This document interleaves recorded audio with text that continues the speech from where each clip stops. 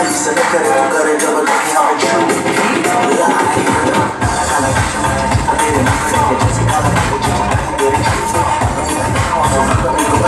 लड़के तो मार ही देती होगी तो दुनिया